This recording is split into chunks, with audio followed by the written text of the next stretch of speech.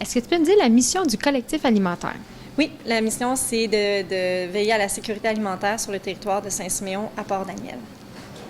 Là, aujourd'hui, on se rencontre pour parler de différents types de services de cuisine que vous offrez. On va commencer par, c'est quoi la cuisine solidaire? Oui, bien, les cuisines solidaires, c'est des cuisines où on peut s'inscrire. Donc, les personnes téléphonent, disent j'aimerais ça participer à une cuisine. C'est une cuisine de 3 heures. Les personnes se présentent le matin vers 9 heures et elles n'ont rien à fournir. Donc, nous, on fournit l'ensemble de tous les aliments à partir de ce qu'on a récupéré dans les épiceries et de ce qu'on a aussi comme ingrédients de base. Et une fois sur place, les personnes vont décider entre elles ce qu'elles ont envie de cuisiner.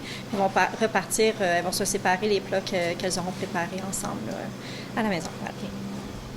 Vous avez des ateliers qui s'en viennent sur la confection de pâtés. Oui, on a 3 ateliers, donc les mercredis le 15 novembre, le 22 novembre et le 29 novembre, à partir de 9 heures. Les 2 premiers, le 15 et le 22, on va faire des pâtés à la viande, donc des tourtières.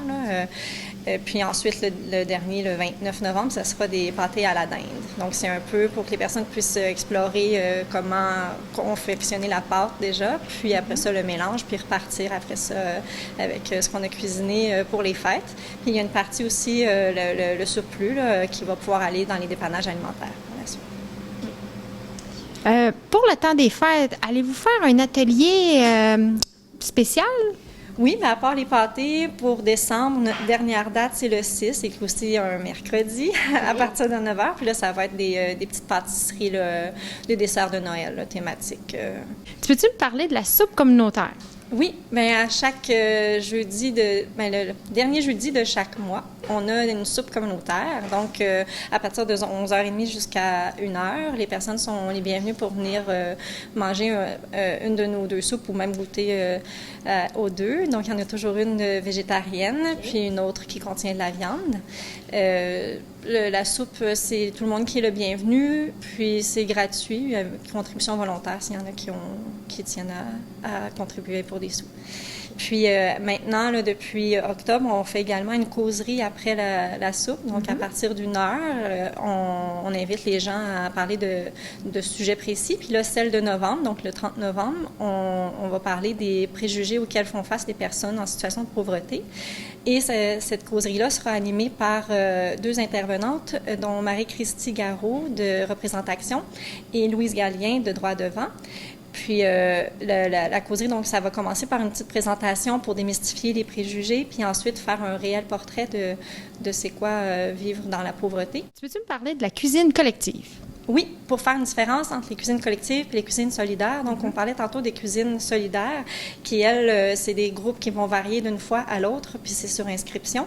Tandis que les groupes de cuisine collective, c'est des groupes fixes. Donc, une fois que tu t'inscris, tu es dans le même groupe à chaque mois. Tu reviens une fois par mois. C'est aussi des cuisines de 3 heures. Par contre, la différence, c'est que tu vas prévoir d'avance les recettes que tu vas faire avec ton groupe. Et puis, le groupe va faire des achats. Nous, dans le moment, on peut fournir une carte cadeau d'achat, soit au Maxi ou IGA.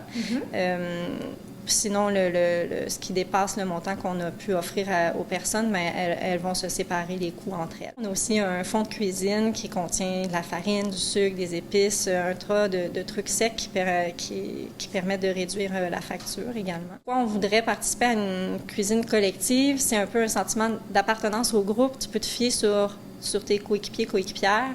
Puis si jamais, à un moment donné, tu dois t'absenter parce que tu es malade, mais souvent, le reste du groupe va cuisiner quand même pour toi, puis va t'amener tes petits plats à la maison.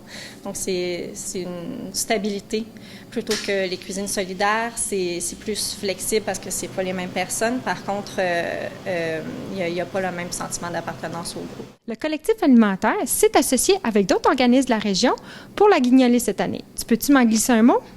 Oui. À l'instar des dernières années, donc le collectif et les autres partenaires ont décidé que les dons se feraient seulement en argent.